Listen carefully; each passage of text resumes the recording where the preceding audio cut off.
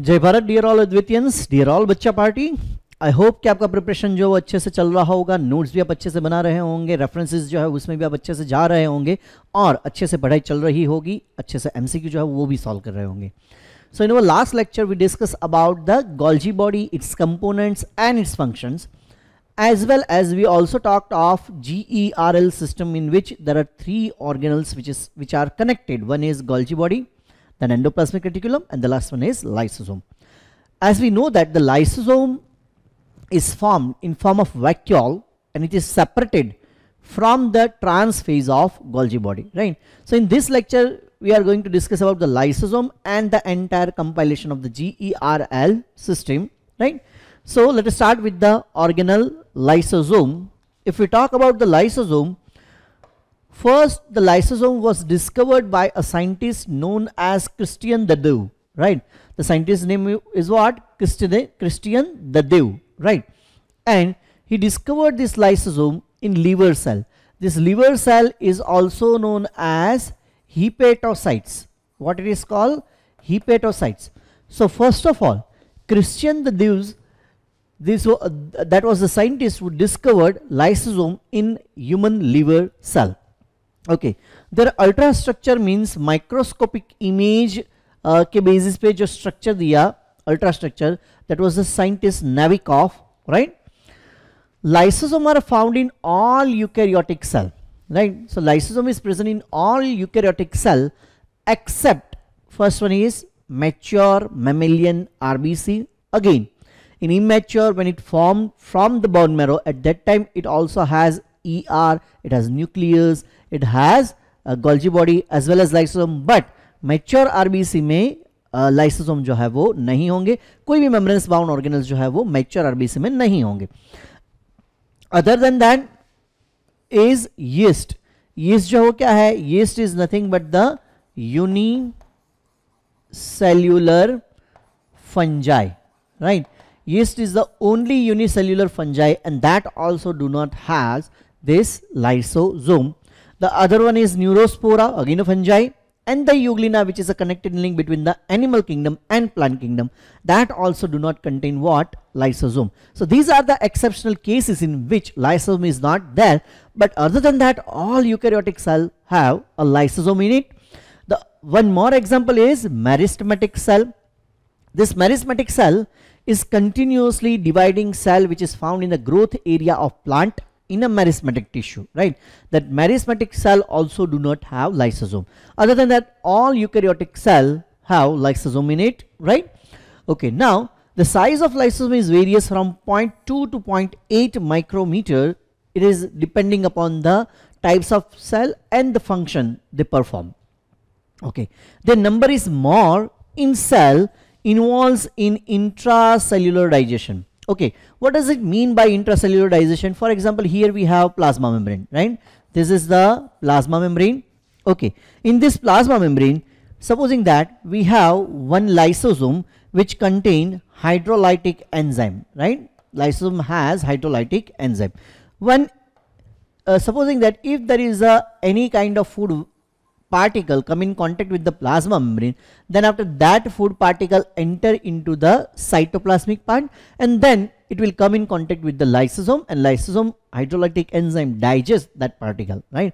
So whichever cell which perform intracellular digestion that require digestive enzyme or hydrolytic enzyme, and this kind of cell have lysosome. So their number is more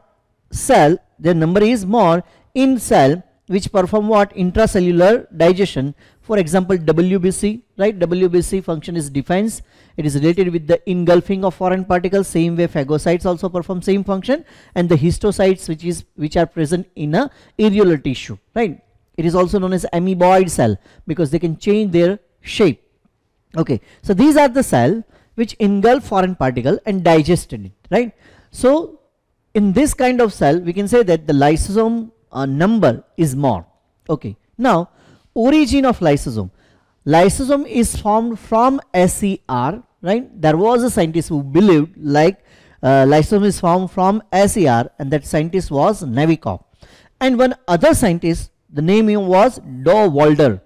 Dowalder believed that the lysosome is formed from Golgi complex. So Navikov believe that the lysosome is formed from SAR. It is not 100% true, and same way Dowalder said that the lysosome is formed from Golgi complex. It is right. Okay, because Golgi complex has two phases, cis phase which will remain towards the nuclear membrane and trans phase that will remain towards the plasma membrane. From this trans phase of Golgi complex, there is a release of large vacuole which contain hydrolytic enzymes, right? And so that we can consider that the Dowalder is right, Dowalder was correct, that lysosome is formed from the Golgi body. Okay, now very much important point, right?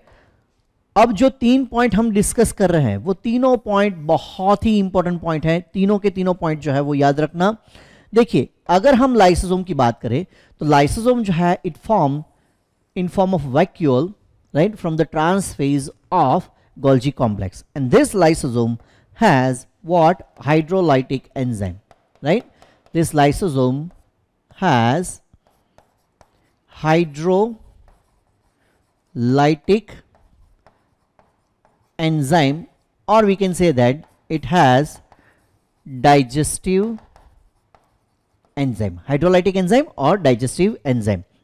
Okay, the important thing is that this hydrolytic enzyme or digestive enzymes, they required acidic pH, they required acidic medium to remain active, right?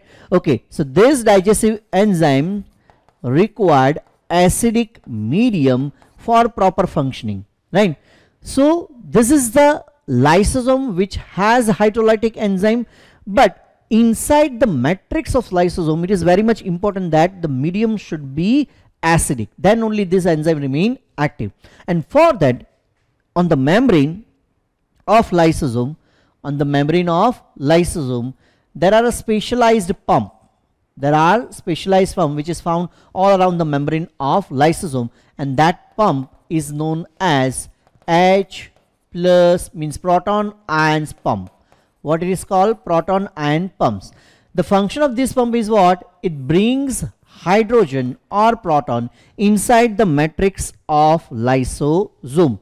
Whenever we use term pump, hydrogen pump, that means pump is always works against concentration gradient. That means there is a movement of molecule from lower concentration towards a higher concentration. So if I'm saying that hydrogen moves from cell matrix to the matrix of lysosome, that means in the cell matrix the concentration of hydrogen is lesser as compared to the matrix of lysosome.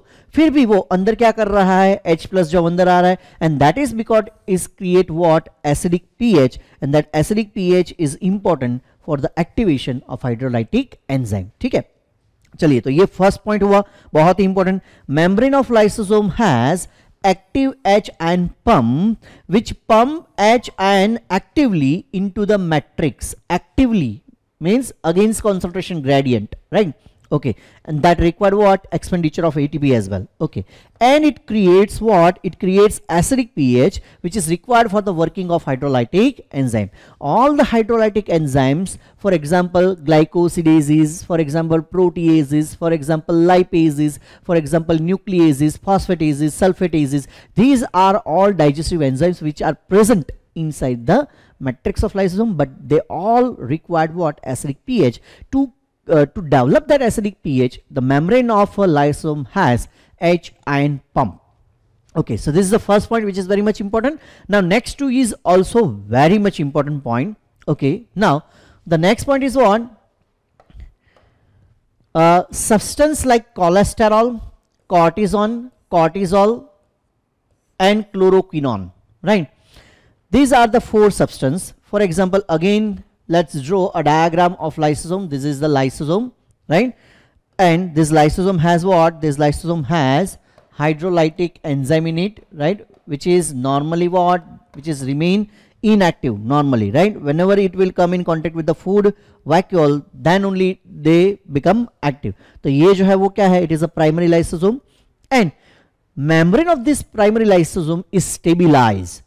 Stabilized means what?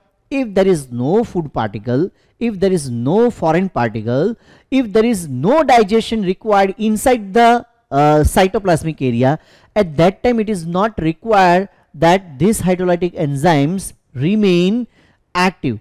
और ये hydrolytic enzyme जो बाहर भी नहीं आने चाहिए, otherwise वो क्या करेंगे, बाकी के जो कार्बनिक कंपाउंड है उसको भी डाइजेस्ट कर देंगे.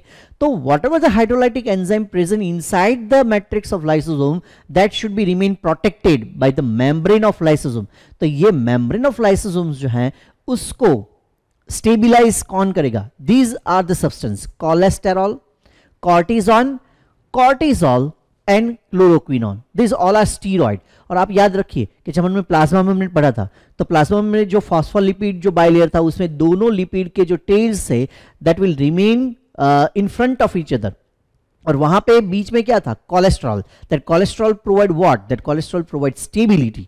सो cortisol, then cortisone, then chloroquinone and cholesterol, ये सब ये लाइसोसोमल मेम्ब्रेन जो है उसके लिए एज ए स्टेबिलाइजर काम करते हैं. मतलब वो मेम्ब्रेन को क्या कर रख रहे हैं? स्टेबिलाइज रख रहे हैं. जब उसके एंजाइम की रिक्वायरमेंट नहीं है तब तो वो मेम्ब्रेन एज इट इज रहेगा. राइट, ये बहुत important point. Substance like cholesterol, cortisone, cortisol, chloroquinone, they are stabilize the lysosomal membrane. वो क्या कर रहे हैं? लाइसोसोमल मेम्ब्रेन को स्टेबिलाइज कर रहे हैं. उसका मतलब क्या? This substances are called stabilizers of lysosomal membrane. वो मेम्ब्रेन को क्या करेंगे? मेंटेन करेंगे. अब दूसरे जो सब्सटेंस है they are known as lysosomal membrane के लिए वो कैसे हैं? Labilizers, labilizers of lysosomal membrane. ऐसे भी सब्सटेंस है कि ये जो मेम्ब्रेन को क्या करेंगे? डिस्टर्ब करेंगे. और वो अगर डिस्टर्ब हुआ तो उसमें से क्या रिलीज हो जाएंगे? Hydrolytic enzyme. और वो अगर रिलीज हो गए तो जो भी कार्बनिक कंपाउंड है वो सारा डाइजेस्ट हो जाएगा. Because lysosome matrix has almost all enzymes which can digest all कार्बनिक compound, proteins, lipid, carbohydrate, nucleic acid, सब. ओके, तो ऐसे भी ये सब उसको स्टेबिलाइज कर रहे हैं. ऐसे भी है जो इसको लेबिलाइज करेंगे. Labilize means what? That substance weaken this membrane and release the enzymes, right? और वो substance कौन सा है? For example X-ray, for example UV rays. These are the way we can say that very penetrating waves है वो सब, electromagnetic waves, right? Okay, इसके अलावा टेस्टोस्टेरोन, इसके अलावा प्रोजेस्टेरॉन. ठीक है, ये सारे ऐसे सब्सटेंस है. इसके अलावा विटामिन्स, एब्सेंस ऑफ ऑक्सीजन, ये सारे लेबिलाइजर्स हम बात करें. Absence of oxygen, x-ray, UV rays, testosterone. जब ऑक्सीजन कम होगा तो वो एज ए लेबिलाइजर्स काम करेगा. X-ray radiation, UV radiation, testosterone which is a male sex hormone, progesterone which is a female sex hormone. ठीक है, और इसके अलावा excess of vitamin A, D, E and K, ये सारे जो है वो कैसे हैं? This vitamin is fat soluble vitamin. Vitamin A, D, के, ई, ये सब कैसे हैं? They are fat soluble vitamin. ठीक है, fat soluble vitamin, vitamin A, D, K and E, testosterone, progesterone, X ray, UV rays and less amount of oxygen, ये सब as a लेबिलाइजर काम करेंगे. और वो क्या करेंगे? It weaken the membrane of lysosome. ठीक है, और इसलिए देखिए हमने क्या बोला इसको? It is a labilizers of the lysosomal membrane. वो लाइसोसोमल मेम्ब्रेन के लिए क्या है? लेबिलाइजर्स. स्टेबिलाइजर्स कौन से थे? कौन कौन से थे? Cholesterol, cortisol, cortisone, chloroquinone. ठीक है, लेबिलाइजर्स कौन कौन से हैं? Less amount of oxygen, then X ray, then UV rays, then testosterone, then progesterone and the fat soluble vitamins like vitamin A, D, K and E. ये सब ये मेम्ब्रेन को क्या करेंगे? लेबिलाइज करेंगे. अगर वो लेबिलाइज हुए तो वो एंजाइम क्या करेंगे? रिलीज करेंगे. ठीक है, तो ये तीनों पॉइंट, पहला एच आयन वाला, दूसरा स्टेबिलाइजर्स कौन है, तीसरा लेबिलाइजर्स कौन है. Right, okay. Lysosome contains hydrolytic enzymes. About 50 enzymes have been identified so far. Total ये lysosome जो है उसमें approx 50 enzymes हैं, लेकिन वो 50 के 50 enzymes जो है उसको 6 कैटेगरी में क्लासिफाइड किया गया है. एक फर्स्ट कैटेगरी अगर हम बोले तो protease, then lipase, then glycosidase, then nucleases, then sulphatases and last one is phosphatases. 6 ऐसे ग्रुप में उसको क्लासिफाइड किया गया है. ठीक है, लेकिन ऑलमोस्ट कितने हैं? 50 के आसपास है. Okay, so have been classified into 6 categories. और ये 6 कैटेगरीज जो है वो हम इंडिविजुअल देख रहे हैं. ठीक है, ये सपोज हम पार्ट निकाल रहे हैं. ओके वो 6 कैटेगरीज जो हैं उसमें कौन कौन से ग्रुप है, उसमें पहले देखिए क्या कौन सा है, प्रोटीएजेस। अगर मैं फर्स्ट एंजाइम यहां पे लिखूं प्रोटीएजेस, प्रोटीएजेस, तो प्रोटीएजेस जो है उसका फंक्शन क्या है, it can digest the protein, ठीक है। तो वो क्या करेगा, प्रोटीएजेस डाइजेस्ट प्रोटीन और polypeptide and convert it into the amino acid, because amino acid is a monomer unit of protein, right. और हम जो बात कर रहे हैं that is hydrolytic, addition of water and lytic means तोड़ना, हाइड्रोलाइटिक। ये सारे एंजाइम कैसे हैं, डाइजेस्टिव एंजाइम। तो डाइजेशन में क्या होता है, addition of water molecule and complex molecule converted into the simple one. For example starch में से ग्लूकोज, ग्लाइकोजन में से ग्लूकोज, ओके। तो प्रोटीन जो है उसके ऊपर जो इफेक्ट करेगा that enzyme is proteases, right. वो पूरा ग्रुप है, उसमें बहुत सारे होंगे, ओके। और वो जो बॉन्ड ब्रेक करेगा वो कौन सा होगा, peptide bond, because many amino acid molecule join together bye peptide bond and form protein. तो वो उससे अलग प्रोसेस है, क्योंकि अमीनो एसिड में से प्रोटीन बनना दैट इज एनाबॉलिक, और प्रोटीन में से अमीनो एसिड बनना that is catabolic, and digestion is a catabolic process, ठीक है, ओके। तो पहला हुआ प्रोटीएजेस। सेकंड ग्रुप जो है that is nucleases, right. Second group जो है वो कौन सा है, nucleases. Nucleases, this nucleases act on DNA and RNA, deoxyribonucleic acid, and RNA means ribonucleic acid, and it will convert this polymer into the monomer. monomer कौन सा होगा उसका, न्यूक्लियोटाइड। कौन सा मोनोमर है, nucleotide. So many nucleotide join together bye phosphodiester bond and form what, DNA and RNA, ठीक है। तो उसका मतलब ये है कि उससे उल्टा रहा है, तो बॉन्ड कौन सा ब्रेक होगा यहाँ पे, the bond which break by this enzyme is phosphodiester bond, phosphodiester bond। लेकिन एक चीज याद रखनी है, ये सारे जो प्रोसेस हो रहे हैं उसमें एंजाइम एक्टिव तो है लेकिन that required molecule of H2O, hydrolytic, ठीक है, ओके। चलिए, तो ये होगा nucleases. Then glycosidases, this one is the third enzyme. कौन सा है, glycosidases, right. This glycosidases act on polysaccharide, for example glycogen, and convert it into a monosaccharide, for example glucose। तो polysaccharide को किस में कन्वर्ट करेगा वो, मोनोसैकेराइड में, ठीक है। और यहां पे जो बॉन्ड ब्रेक हो रहे हैं it is glycosidic bond, right. So many monomer unit join together by glycosidic bond and form what, पोलीसैकेराइड।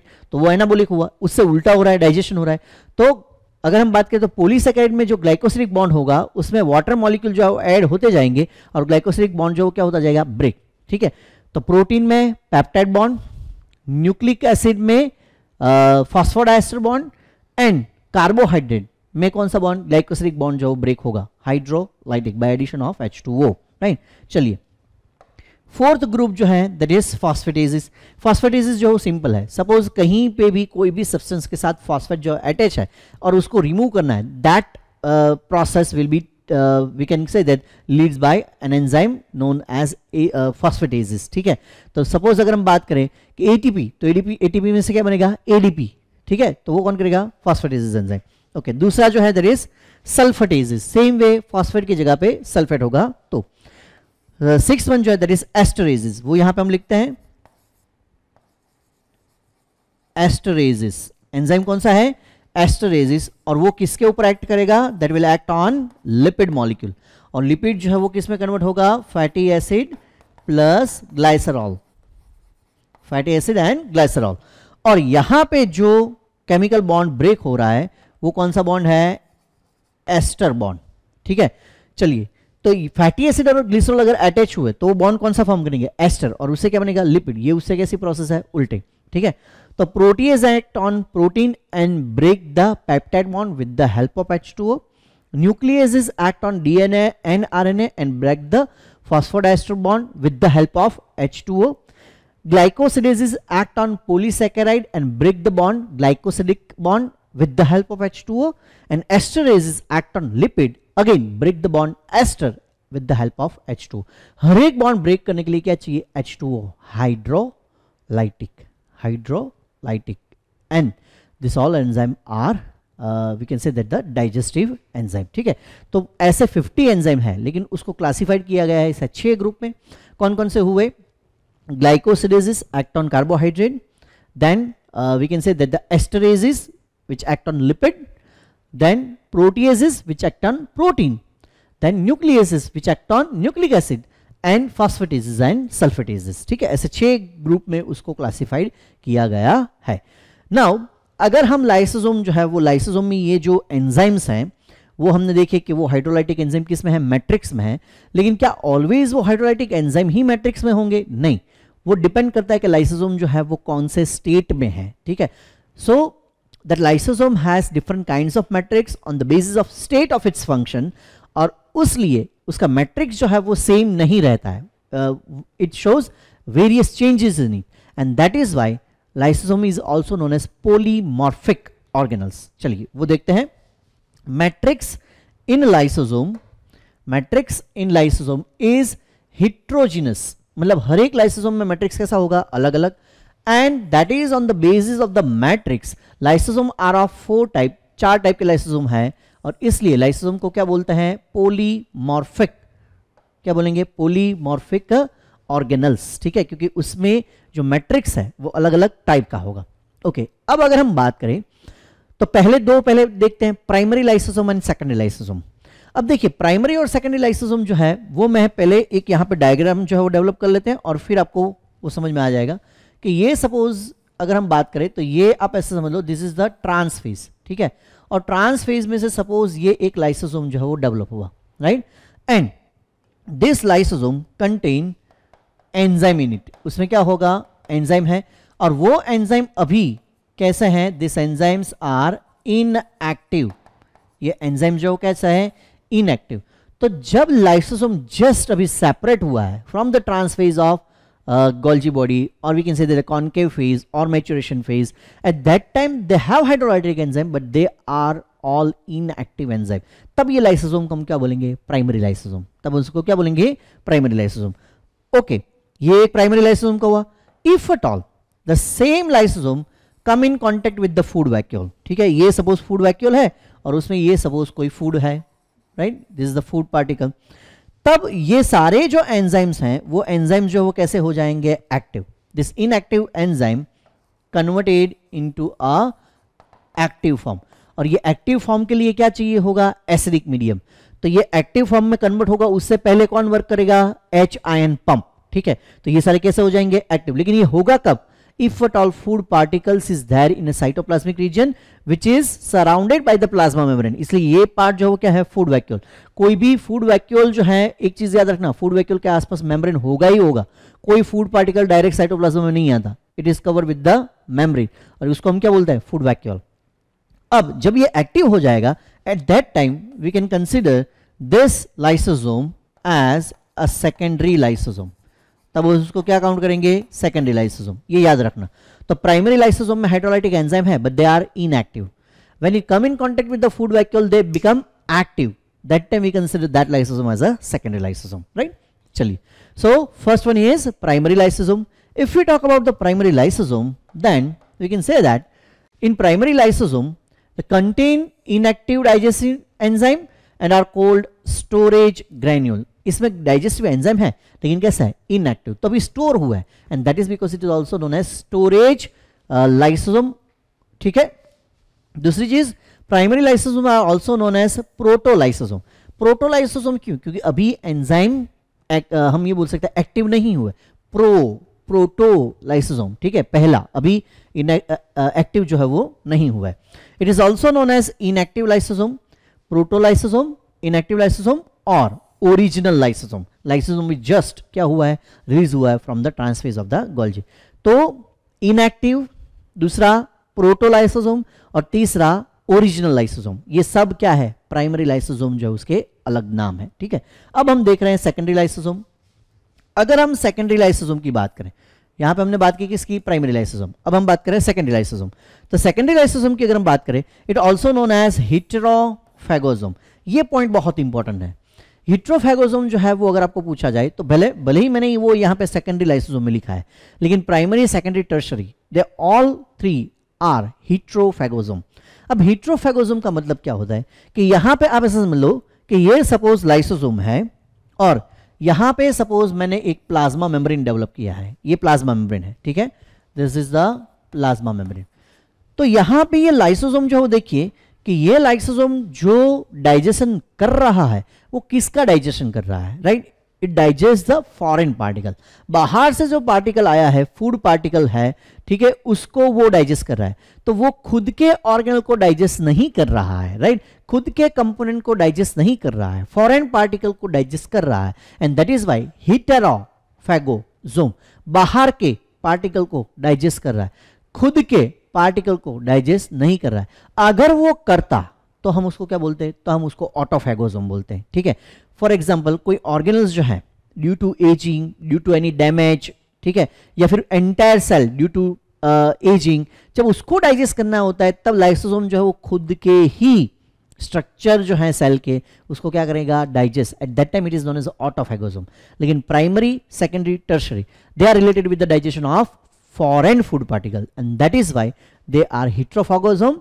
And autophagosome जो है वो हम देखेंगे कि जिसमें वो खुद के ही ऑर्गेनल्स, खुद के ही स्ट्रक्चर सेल के या फिर एंटायर सेल उसको क्या करेगा, डाइजेस्ट करेगा। चलिए, so they are heterophagosome formed by the fusion of a primary lysosome and phagosome means food vacuole।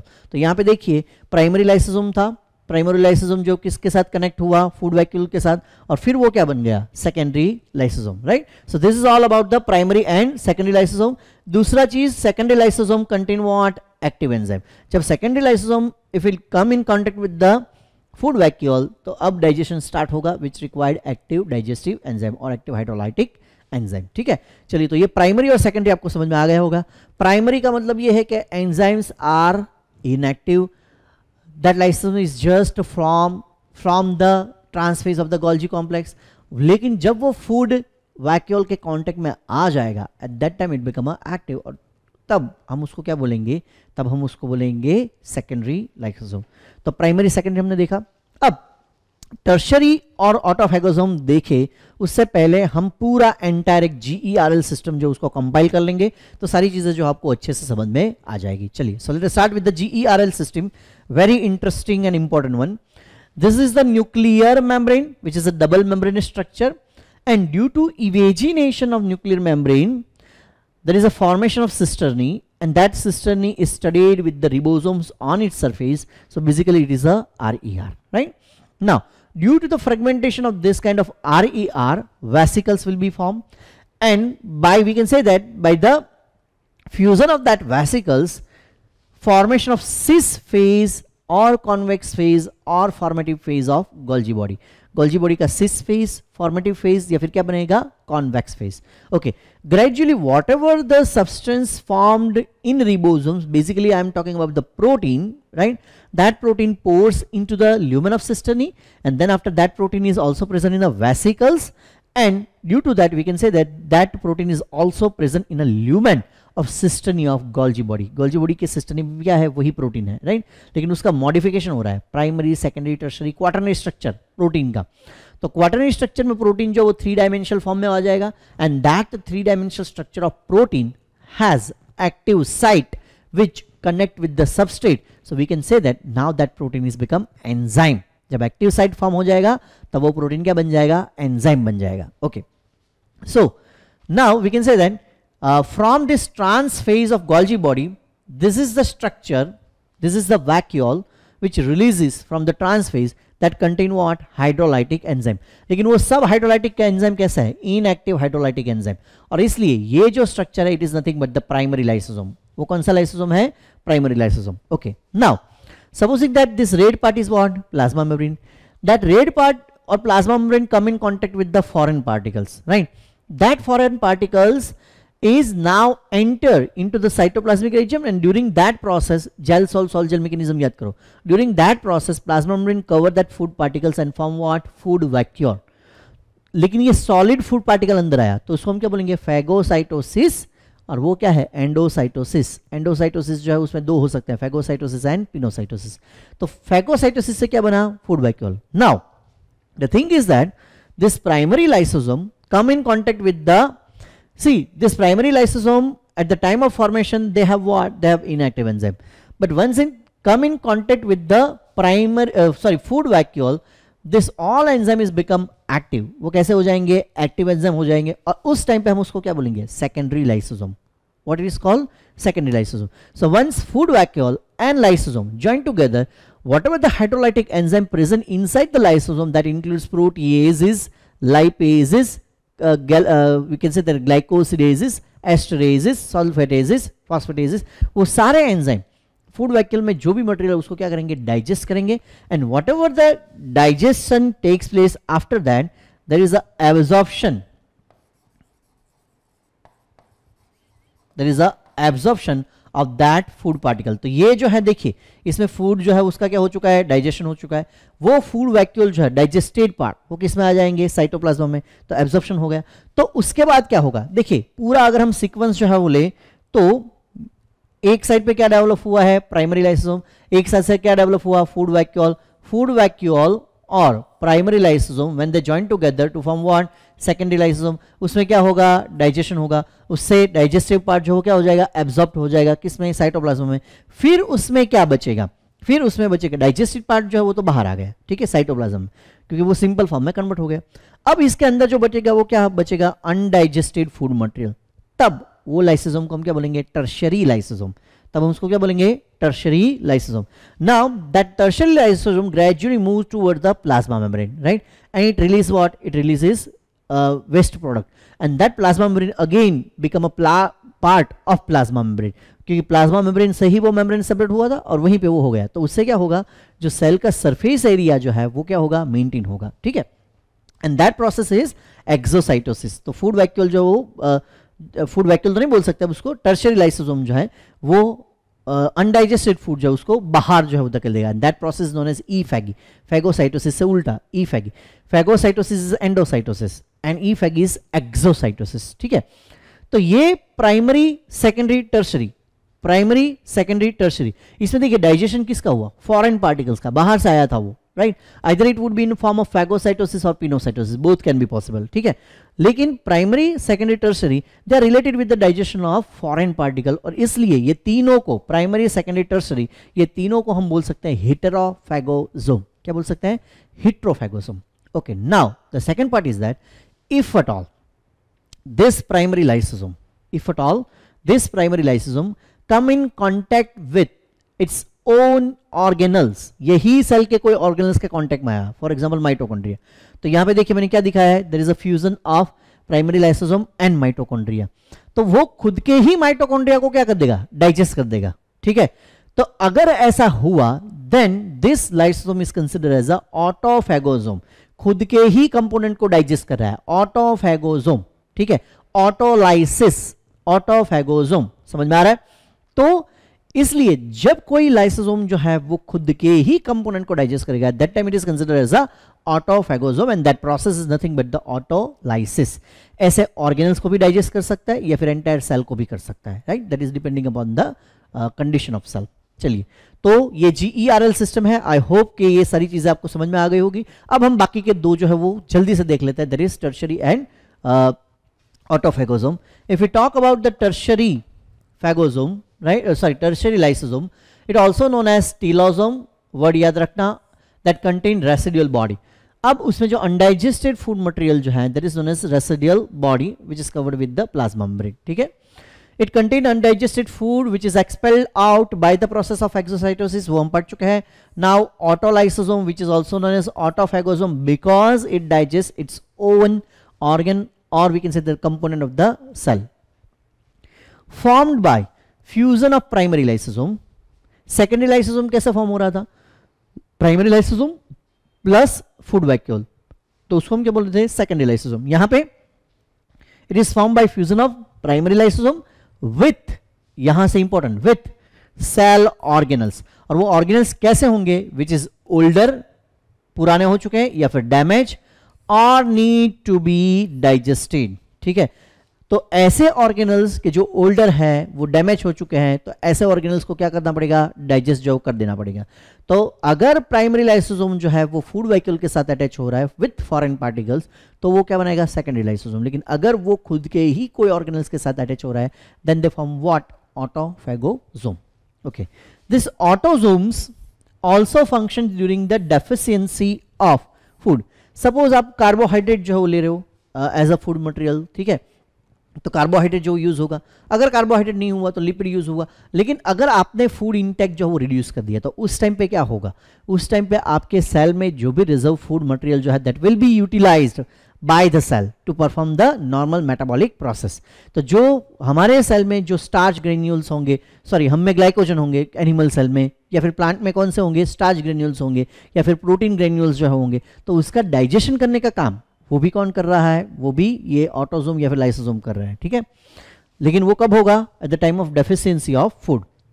They are called suicidal bake when they rupture to release all the enzymes to digest an old or wipe out cell। ऐसे cell के जिसका जो उसकी capacity है to perform the normal metabolic process वो अब खत्म हो चुकी है, ठीक है। तो ऐसे सेल को अगर एंटायरली वो डाइजेस्ट कर दे, मतलब सारे जो उसके एंजाइम है वो रिलीज हो जाएंगे और वो सारे सेल के सारे स्ट्रक्चर जो डाइजेस्ट कर देगा, उस टाइम पर हम कंसिडर कर सकते हैं यही ऑटोसोम को, क्या हम उसको कंसिडर कर सकते हैं, सुसाइडल बैक, ठीक है। तो ये हो गया 4 उसके टाइप हमने देखे, primary, secondary, tertiary and autosome. Primary, secondary, tertiary they are heterophagosome and this one is the autolysosome or autophagosome, right? So here we are done with this lecture. I hope you enjoy this lecture and if yes तो please आपके friends के साथ share कीजिए, हमारी YouTube channel जो है वो subscribe कीजिए, बहुत मज़ा आएगा कंटेंट पढ़ने में, और साथ में हमारा एप्लीकेशन जो है वो डाउनलोड कीजिए। Thank you so much, love you all. आपके एफर्ट्स जो लगाते रहिए, स्टे ट्यून। विद्यार्थी देवो भव, जय भारत।